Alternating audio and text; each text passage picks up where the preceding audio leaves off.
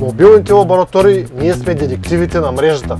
Разследваме и търсим скрити повреди, които друг не може да ги види. Интересно е.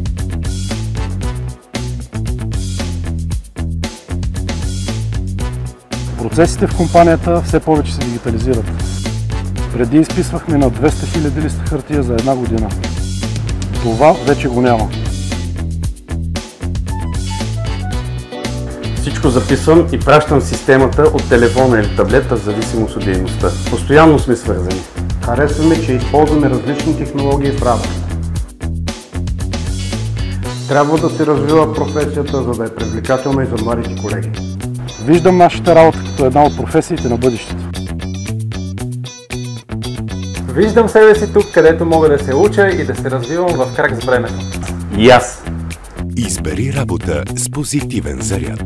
Стани електромонтьор в EVN. Кандидатствай на evn.bg.